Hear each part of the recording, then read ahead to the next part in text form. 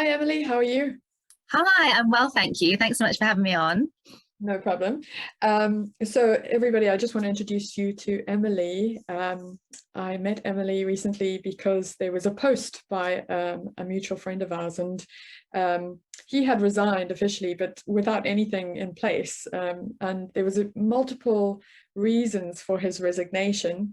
Being feeling undervalued, kind of prioritizing his work over his kids, just this rush, kind of being busy all the time.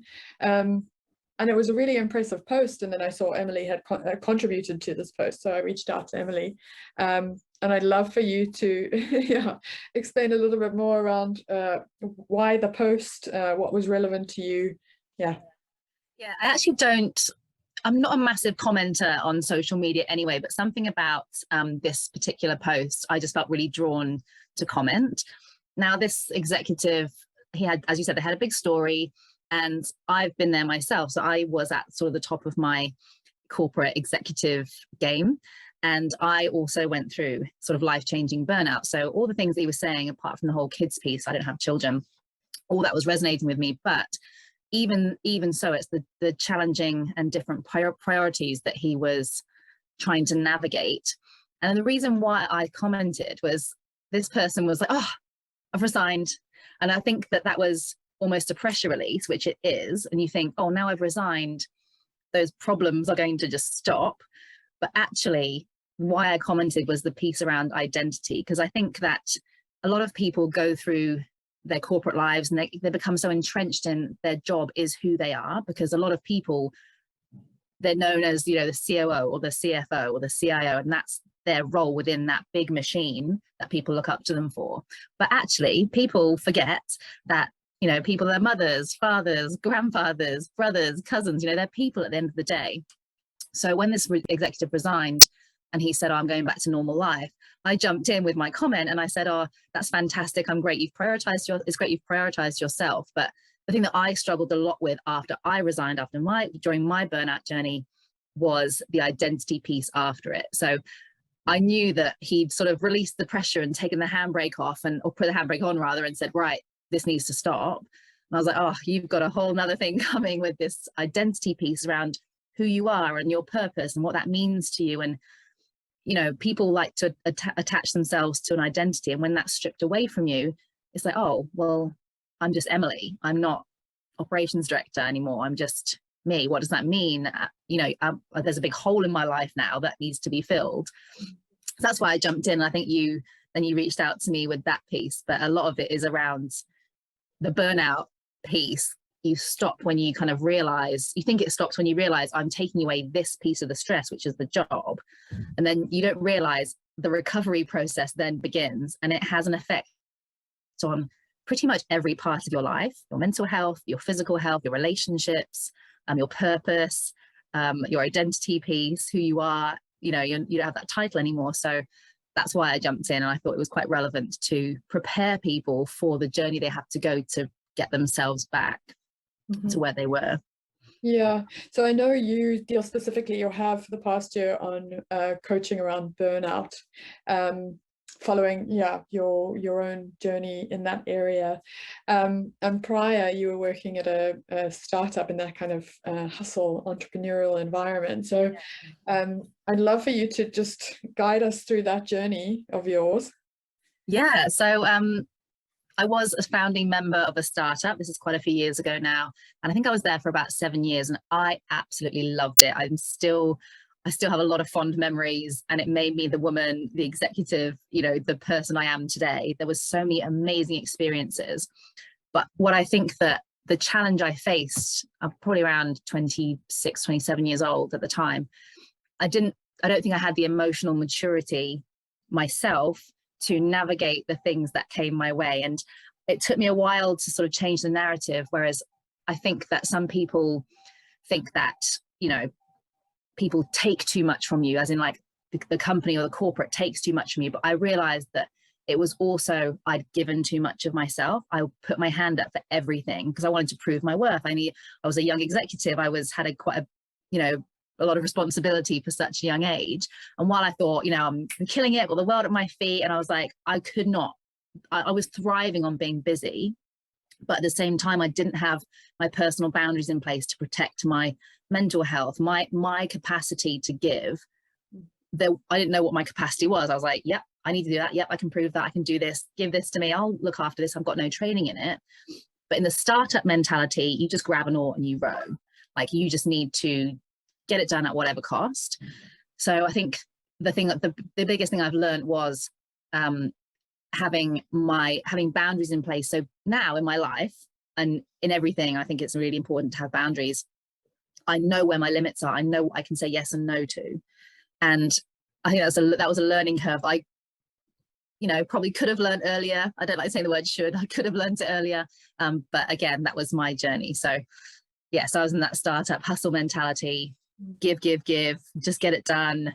The show must go on. It was sort of in the events industry as well. So, there was a lot of deadlines and no pushing those deadlines, but literally the show has to go on. So yeah, I think that's where my burnout journey started, really. Mm-hmm. And I know you touch on, this corporate culture, or potentially this entrepreneurial culture of kind of the hustle and moving and giving so much. And that potentially it's not the it's a shared responsibility between the organization and the individual. But, some of us, we want to prove that we can do stuff, or, there's some sort of striving around it. So in some sense, it's a real conundrum for us at work, moving towards the position that we really want to be in and helping the company, but at the same time, having to navigate how we help ourselves.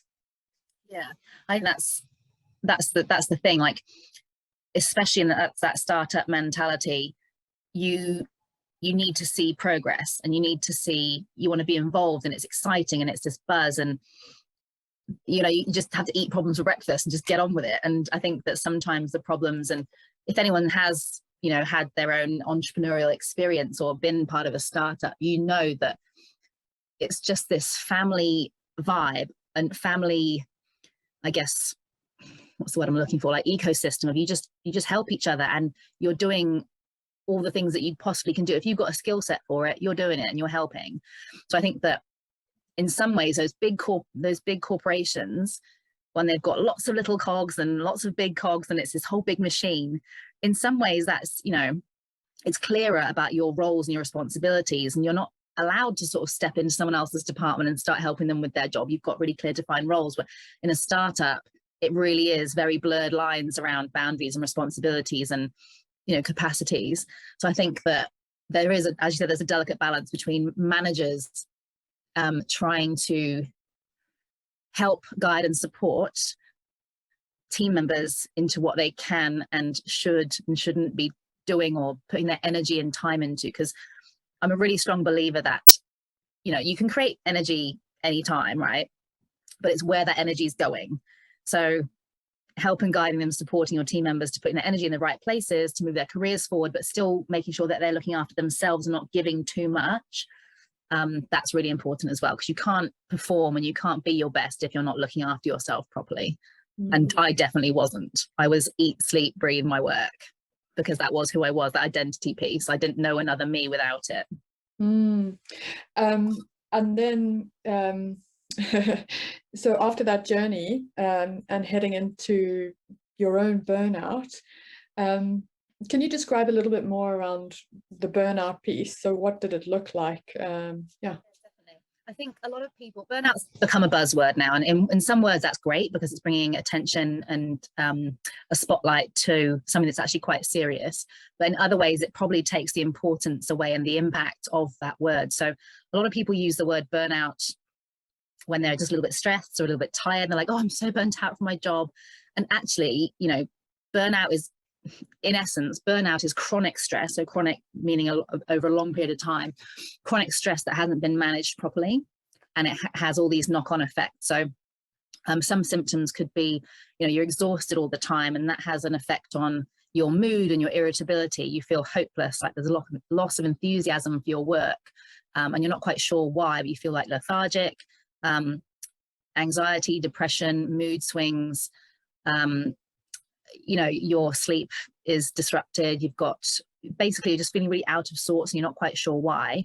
And a lot of times this can also result in physical symptoms as well. So I'll just run you through a couple of my symptoms. And again, the symptoms don't happen all at once. This is chronic, right? So I think mine happened over like 6 months to a year. I think first of all, I started getting really bad headaches, and I was drinking lots of water. I was very fit, active, working out all the time, lots of headaches. And I had to go for those scans on your brain to see if I was worried I had a brain tumor. It was that weird. And I couldn't place it on anything. I couldn't place it on dehydration. I couldn't place it on, well, I didn't think stress was a thing at the time. I was about to learn that in the worst way. All my nails started breaking off. My hair started falling out in clumps in the shower. And when you're, you know, a 30-year-old female, you know, just pulling your hair and just more and more and more coming out, it wasn't just natural shedding, it was clumps. That's really alarming. And, you know, I was like, oh my goodness, what am I going to do? So I went and see all these little, you know, a trichologist, and I tried to just focus on that one problem. What else happened? So I noticed I was really anxious. I was like always clenched up. I had like real jaw ache as well. Maybe that's where the headaches were coming from. I had a panic attack. I had panic attacks in public. I had to like get off trains and things, and people crowding around me on the station floor. It was like embarrassing, I guess, at the end of the day. I had a little seizure in front of my friends where my whole body locked up and I couldn't move and I blacked out. And I just had aches and pains through my body. I was crying in front of my team at work, which was so embarrassing and unprofessional, but I just couldn't contain my emotions. If I was angry, I was really angry. If I was upset, I was really upset. If I was happy, I was really happy. It was just this really heightened and exasperated form of all my emotions. So I think, and then I got shingles. That was the last thing. And that can be brought on by stress as well. So I went to the doctor and he was like, right, what's going on? And it was only until that moment when I actually just, like I have just described, I said all the things in one sentence. And as I was saying them, I was like, oh my God, like, how have I not put this all together? And he said to me, he was like, it sounds like stress. He asked about my job and stuff. He said, it sounds like stress. And if you don't act on this, we're going to have a different conversation in 6 months' time. And I didn't ask him what that meant, but I knew by the way he said it, it sounded sinister. And I was like, stress? Like, come on, just give me the pill. I've got loads of stuff to do. I need to just get out of here and get on with it. And he was like, Emily, you don't understand. Like, you need to listen to me. This is not a joke. And he said he'd seen it before. And in that time, I just thought stress was something that, you know, people who couldn't do their jobs properly had because they couldn't do their jobs properly, rather than the workload and the chronic overwhelm of all the responsibilities. So those are my burnout symptoms, but that was just the symptoms leading up to me being diagnosed with it. And then, you know, there was resentment at work, and a lot of things happened that led me to press the eject button. Then the recovery period starts. So up until that point, I'd you know, fallen out with some coworkers. I was going into myself because I was anxious and depressed. I was suffering my relationships outside of work. My own mental health was really coming undone. I was not exercising properly anymore. I just lost enthusiasm for all parts of my life. And then when I quit, or when I resigned, there was a sort of a phase out. They sort of, you know, phased me out of the business. I did have quite a senior role. I couldn't just up and leave. So I had a phase out period, notice period. And then that was when I had to really start doing the work on myself. And having been through that and having to look at each area of my life and see, right, how can I make this better? What do I need to do for myself right now? When you do resign from your big corporate title, it's just this, you look into the future and you haven't got your income anymore. There's this whole big, vast, open, you know, period of time that you've got to fill somehow. And then you suddenly become really empty. And, you know, there's a lot of facets to this that people don't realize until you've actually been through it. And I mean, you do this for other people now, you know, the coaching around burnout. So as part of your recovery plan and the recovery plan that you coach other people through, can you explain a little bit more around what it is that you do? Yeah, so for me, I guess my focus is more on prevention. And I think we talked about this in our last conversation, but recovery is great, because you've acknowledged it and you can start the journey to get back to where you were. But I would rather that people had the foresight and the sort of emotional intelligence to realize I'm about to break and something needs to change, because that will make the recovery or the course correct, I guess, so much not easier, because it's still a lot of work, but the damage it's almost damage control. So, you know, your relationships might not be as so badly burned, or you might be able to save your career if you make some changes and shifts. So I really kind of try and focus on prevention. But I guess in my experience, I didn't handle it.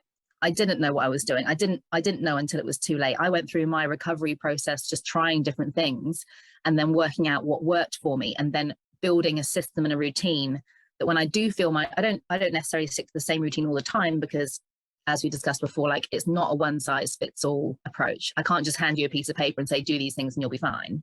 It depends on your job, your how burnt out you are, your personality, your triggers, your tolerance to things, your emotional maturity, your, you know, mental health state at the time. So I really just try and get a really full picture of my clients first, then work out where they are in their journey. Are they completely done and it's like proper, you know, we need to sort that now? Or is it making tweaks to navigate potential problems and avoid the worst part? So more like a preventative efforts, which I actually think is healthy anyway. People, you know, a lot of people say they don't have time for things, but everyone's got the same amount of time. It's just everyone's got different priorities. And I find, like with a lot of things in life, people will find the time and money for things that are important to them. Not always. I know there's you know, extreme cases and things, but in general, if something's important to you, you'll find the means to make it happen. Do you think that's fair to say? Yeah, I mean it's interesting because as you said, you know, you didn't really recognize stress or understand what that meant, what, you know, building that resilience meant really. In the same way that I have done, you know, in my corporate journey. But we were talking to a guy the other day, Bernard, who was saying that he sees that there's a real difference between people who present as post-traumatic stress and really suffer as a result versus those who don't. He says those who don't build the resilience during times when they can, because they know potentially they're going to be faced with some issues. So yeah, it takes emotional maturity and a bit of foresight to pre-plan. So they're being proactive rather than reactive, which is not a lot of people have that. And, you know, you might not have the luxury of, you've got kids and you've got, you know, you might have a really full plate, but as you say, it's almost prepare for impact, brace for impact. If you know that you feel like you're giving so much yourself, there's a potential that you could break, then I think it's really important to look at tweaks and shifts. And I think your other question before was how I sort of look to maybe implement stuff with my clients. I'm all about small, simple, systematic changes, and I focus a lot on habits, habits and systems. So habits are basically, in my opinion, sort of systems for your life. You create a routine, you've got some habits, and that's a system for you to get what you need to get done. That could be an outcome, it could be a feeling, it could be mental state, energy state, to then go into your day. So this could be simple shifts, such as I was talking to a lady the other day, and she was like, she cried on the phone to me because she was so stressed about this one particular thing that she had to do for her work. And I made her show me the room she was working in, and it was a bomb site. There was stuff all over the desk, there was clothes all over the thing, and I was like, okay, first of all, we're going to just make some space and we're going to just clear the physical clutter, because physical clutter can present as mental clutter as well. And after literally, I said, like, call me back in 20 minutes when you tidied your room, puts a little pot plant or some flowers on the desk. And she did. And she's like, oh my God, I just feel so much better. Like, I want to sit down and approach my work. And I was like, okay, the first step is, it's just like, and she wouldn't have even thought to do that. But because of like how I approach life and my training and having spoken to lots of people, it's creating an environment that gives you the room to breathe and be your best self. And that could, some people it's yoga, some people it's running, some people it's, you know, tinkering around with things in their home, or like, you know, messing around in the garage with their bike or something. It's that release and that space that people can find to then move forward.